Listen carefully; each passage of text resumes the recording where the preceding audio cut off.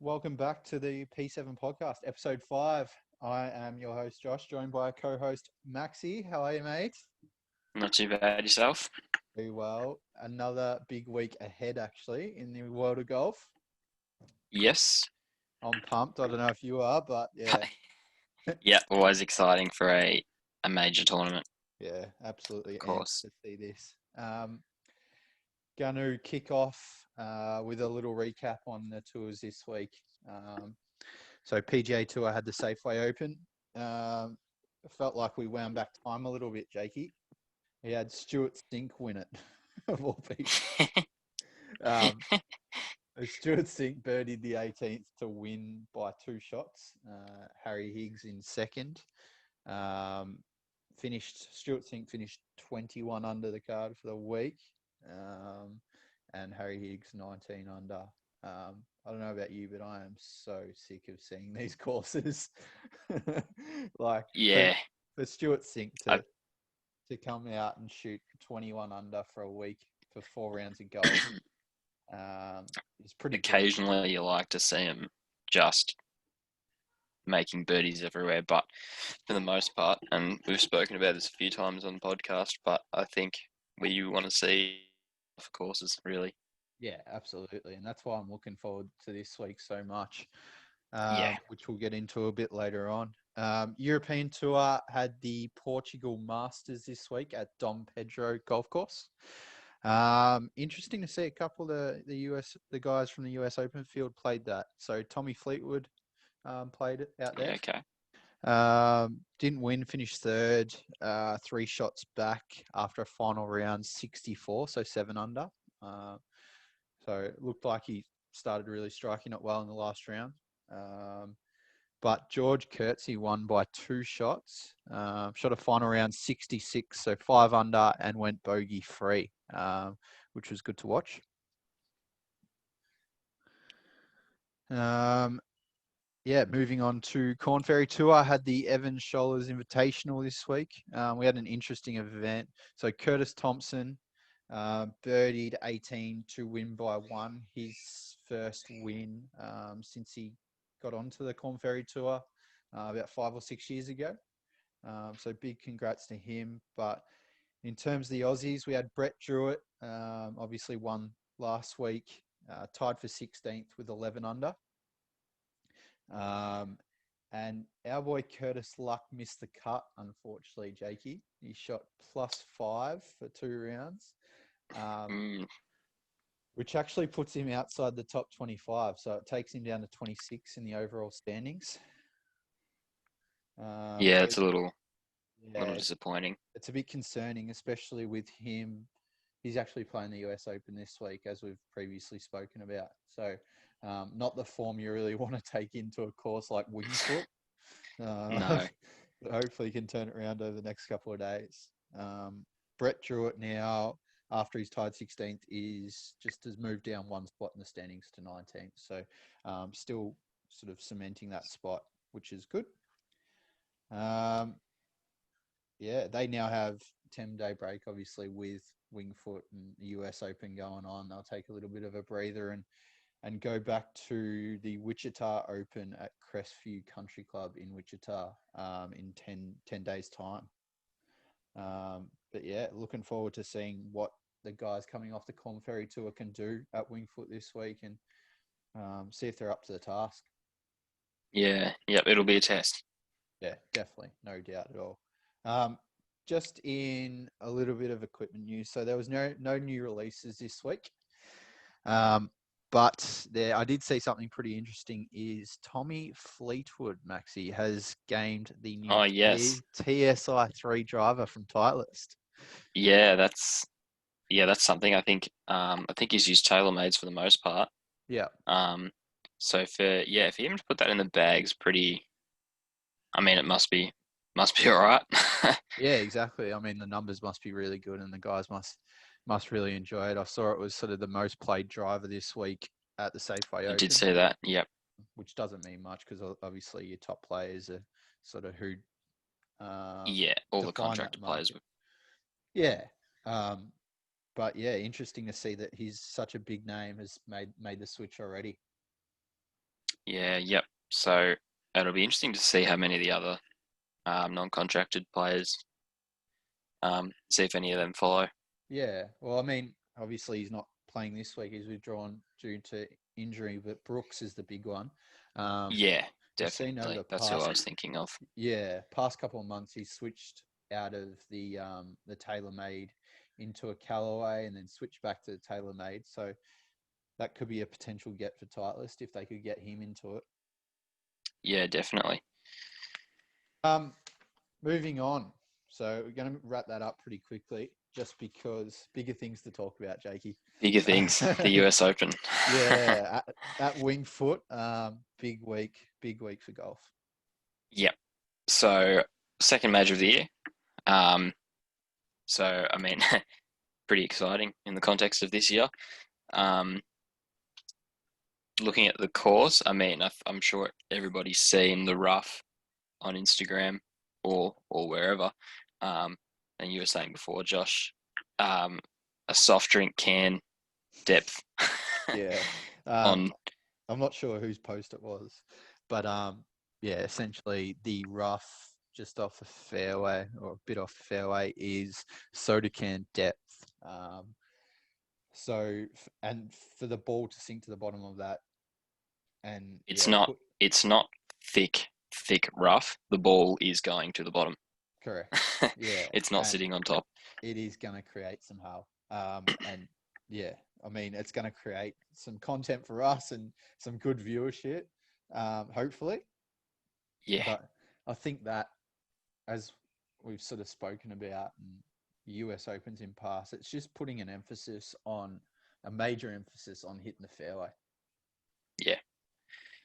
I think it's pretty typical of the US Open, and as we were saying with the greens are going to be firm. Well, they are firm, fast. There's a lot of big undulations in the greens, and that's pretty typical of the US Open, I think. Yeah, Um, so golf, Hard, fast. yeah, well, Golf Digest did a really good video of it, an overview of each hole this week, and sort of went, yeah, you got a really good glimpse of the greens and just how tiered they Yeah, are. There's three tiers in some of those greens, and yeah, for them to get firm and fast as well with those tiers, it's going to be interesting. yeah. A lot of little slippery parts, I think. Mm. Um, some tricky pins. Interesting with the greens, the shape of the greens. I thought a lot of them are actually just squares. Yeah, yeah, a lot of them But it are. looks awesome. Yeah, for sure. But then you look at Um, like there's a drivable par four. Not sure exactly which hole it is, but the greens on a different angle, um, which yeah, sort of plays into, and then they got the creek running down the left. Um, yeah. but yeah, interesting how it is shaped, and I mean it's going to create drama. It's going to create that sort of interesting aspect for us as a fan watching. So definitely looking forward to seeing how they go Sure. about it, whether they just whack driver and take the risk or, put a 4 iron Yeah. down there into the middle of the fairway and sort of try and hit their wedges close. Yeah, it'll be. Yeah, I mean, it's not a short course either. That's the other thing that I will say. It is, where did I have it? 6,800 meters. So Um, in terms of so yards, this is a par fine. 72 golf course, but they've pulled it down to a par 70. Yeah, So which we've is, got two par fours that are 500 yards, so yeah, around 450 meters. So I think the first it, hole is, isn't it? that one is that one's only 450 yards only. I love how we speak about that now. Like 450 Only. yards, par four, 5, 6 years ago, even 10 years ago, unheard of. Just a wedge in. Crazy, absolutely crazy. And yeah, I mean, Yeah. it shows. I mean, if you find the rough on one of those par fours, the 500 yarders, you're to get that to the green Mm, is just an incredible shot, yeah, really. for sure. Um, yeah. So, It's going to be interesting. um, Gary Woodland, yeah. the What else? defending champion. Yep. That's Uh, that's it. He's I'm just trying to think. He played okay in the PGA. Um, other than that, he hasn't been super there this year. No, definitely not. But I mean, it's been a different year, hasn't it? It's been a very different Um, year, and I mean, Nothing's translated from last year. yeah, well, like it's got to be different as a tour pro having to deal with Mm, what we've had to deal with. Essentially, they had 3 months off, um, yeah, and to be coming back into it now, and to be fair, that the PJ Tour did a really good job in terms of when they scheduled the major events towards late yeah, I next think year. so. Yeah, just to give those guys a chance, just to warm back up and get back into the swing of things Yeah, first and foremost. Yeah, it's going to be an interesting week, no doubt. yes, all right. Picks, Picks top this pick. week. We did say that last week. Yes, yeah. Um, So obviously, I had Xander. So for those who sort of love a punt as well, I'm going to go through the odds of who I who I'm backing in. So essentially, we're going to go a winner, a top 5, a top 10, and then we got a little smoky for someone to miss the cut um, at the end. So it's going to be interesting. But first and foremost, we want to get everyone involved in terms of these picks. So if you jump on our Instagram, at P7 Pod, I'm going to throw up a post tomorrow morning in regards to get the guys to comment their winner and the score of that winner. So essentially, if you pick that score on that winner or closest to the pin, we're going to run it. You're going to win a shout out on the pod next week. And just make sure you're following us as well. And then there might be a small little prize as well for the winner. But we'll see how we go. But essentially, yeah, just pick a winner, pick the winning score. And yeah, look out for the post tomorrow morning, Australian time. Shout outs to a good mate of ours, Daz Macon as well, just for coming up with a bit of an idea for the boys, which is good by him. um, so essentially, yeah, I've got Xander at $15 to win it. I just think with the emphasis that's put on hitting fairways and hitting greens, we know how good Xander's irons are. We know he can putt it. If Xander hits fairways like he did sort of coming down the stretch in the Tour Championship, I think he'll be tough to beat, especially with a course that we think is going to play pretty bloody tough. Only you got to remember John Ram only said a couple of weeks ago that he'd be very, very surprised if anyone shoots under par for the week. And for someone who finished second, third in the FedEx Cup to say that, yeah, you've got to put some serious emphasis on that. yeah, for sure. Top 5 for me is a bloke. He's pretty consistent. Didn't have his best ending to the 2020 season. But last season, he hit 67.31% of fairways for the season. He's $6 for a top 5 on Sportsbet, and he goes by the name of Webb Simpson.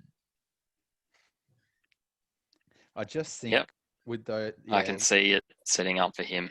yeah, with that Um, 67.31% of fairways, yeah, if he hits that many fairways and if not more, yeah, it's going to be pretty tough not to break into that top 5. What do you reckon? for sure. You got a top 5 Um, for us? all right, so I picked DJ to win. Yeah. I think obviously being a long course, that's advantage to him. I mean, not having par fives, only having 2, you could say that's not so much an advantage to him. But par fives are coming in at 565 yards and 633 yards. So there's one in there we really know he'll likely get there. Yeah. The other reason is just, I mean, we saw some of the shots he could hit out of the rough at Harding Park. Mm. and he just has that strength to rip it out of the rough and really minimise the penalty on missing fairways. And as we know how well he drives the ball, I think the combination of those two is quite going to be quite a lethal thing out there. Yeah, for sure. And I mean, the way he's been putting recently as well, Maxi, Yeah, has been huge. Like we saw that bomb drain to get into the playoff with Rahm at the yeah, BMW. that's massive. Yeah, like he's just been so clutch with a putter. I think even he said it himself. For him to come out and say that he's really putting well is huge for DJ. And yeah, hopefully he gets it going this week because, I mean, out of the field, he's probably the only bloke that can really run away with it. Yeah, for sure. I see it pretty congested. But yeah, if he's at his best and the guys are slightly off, I can definitely see him as a runaway winner. Yeah, yeah. No, I 100% agree. If he's on, if the putter is working, I think he'll just it'll be just another one where he just runs away with it. Yeah, And no one will be able to touch him. Top So, five, Maxi. 5.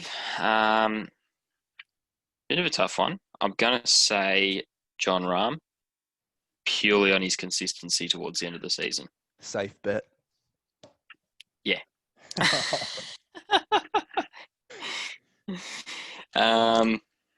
I mean, you you're could. that bloke who goes to the Melbourne Cup and bets a favourite, aren't you?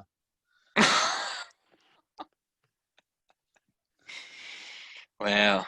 Just no value. Just no value. Well, I mean, who else can I pick? I think Colin will be there. Scotty Scheffler will be there. Yeah, I like it. To be honest, obviously Rams. He's gonna be right up there. Yeah. Come the end of round 4, so I think he'll be there or thereabouts. But For sure. Sort of always is, isn't he? Yeah, and that's whether how if he's on, he'll be right at the top. As close to if we have a DJ run away and he's playing well, he's got second. Yeah, for sure. You look at those two, and they're the two most informed players coming into this event. So, I mean, if there's a time for Rahm to win a US Open, it's now.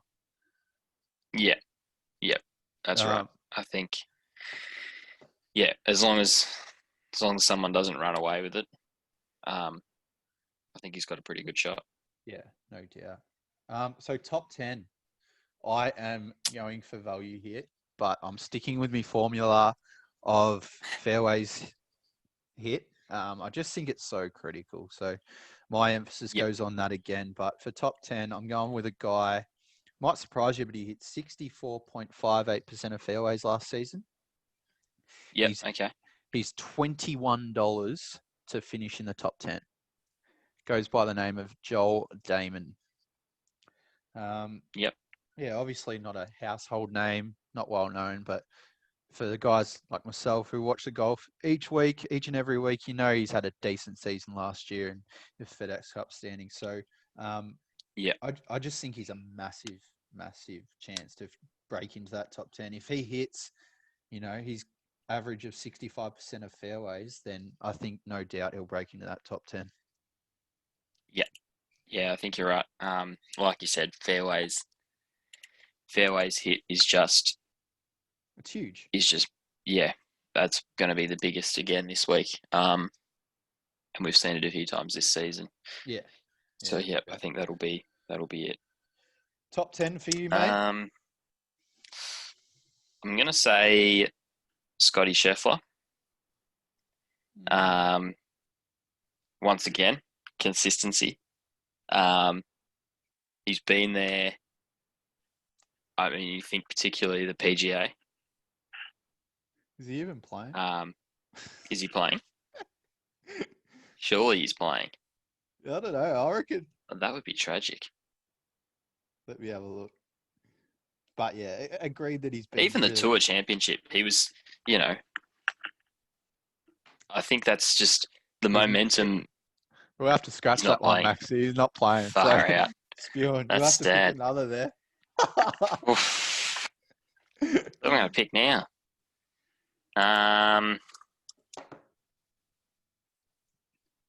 God, should have done my research a bit more than that. Yeah, seriously. Lift your game, mate. Lift your game.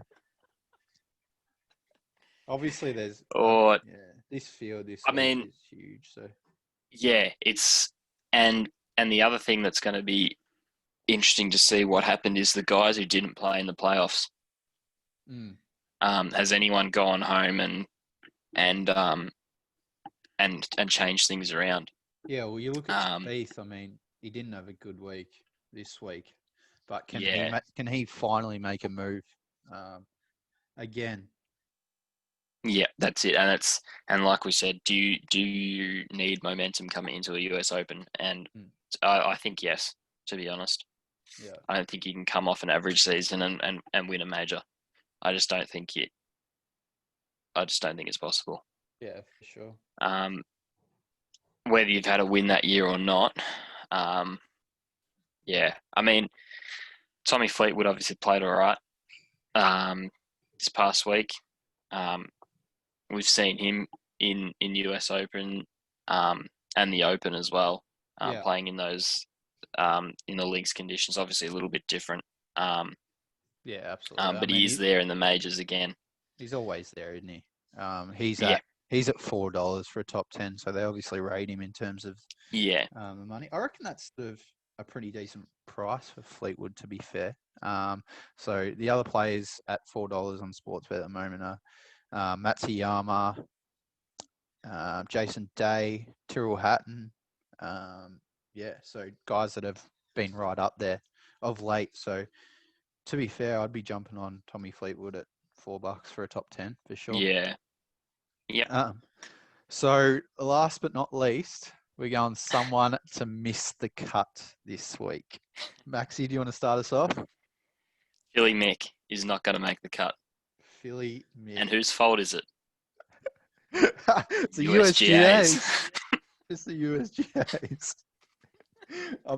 I'm more interested in Phil's. In what the excuse is.